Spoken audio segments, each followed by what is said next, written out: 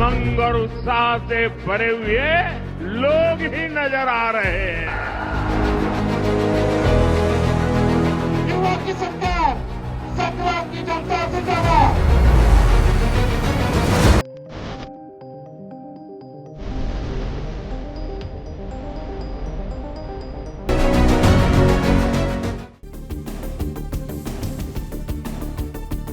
பீகார் தேர்தல் வாக்கு எண்ணிக்கை நிலவரங்கள் வந்துகிட்டு இருக்குது. இப்போ அங்கே முன்னிலையில் பாரதிய ஜனதா கட்சியோட கூட்டணி முன்னிலையில் இருக்கிறது. ஐக்கிய ஜனதா தள தொண்டர்கள் கொண்டாட்டத்தில் ஈடுபட்டிருக்கிறாங்க. கொண்டாட்டங்கள் தொடங்கியிருக்கு. இது குறித்த கூடுதல் தகவல்களை தருகிறார் நம்முடைய செய்தியாளர் ராஜ்குமாரன்.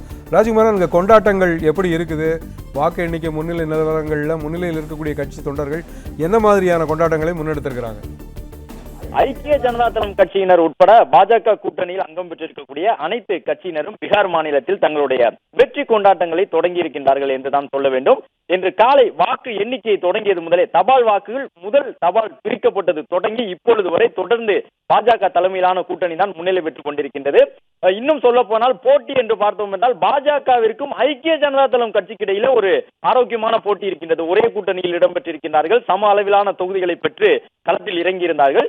இந்த நிலையில் தான் பாஜகவை காட்டிலும் ஐக்கிய ஜனதா தளம் 1-2 தொகுதிகளை கூடுதலாக பெற்றது.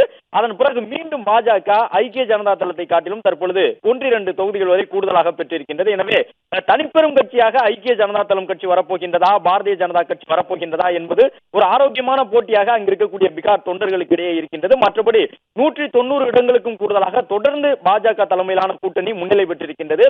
வெற்றியை நெருங்கி வந்து கூட பார்க்க முடியாது, ஒரு வலிமையான எதிர்க்கட்சியாக கூட அமர முடியாது என்ற ஒரு சூழ்நிலையை தேஜஸ்வி யாதவினுடைய ராஷ்டிரிய ஜனதா தளம் கட்சிக்கும் காங்கிரஸ் கட்சிக்கும் இடதுசாரிகளுக்கும் பீகாரிய மக்கள் ஏற்படுத்தி இருக்கின்றார்கள். எதிர்க்கட்சி வரிசையில் அமர்வதற்கு கூட அந்த அதிகாரப்பூர்வமாக எதிர்க்கட்சியாக அமர்வதற்கான வாய்ப்பினை கூட ராஷ்டிரிய ஜனதா தளம் கட்சியினருக்கு வழங்குவார்களா என்பது ஒரு மிகப்பெரிய கேள்வியாக இருந்திருக்கின்றது.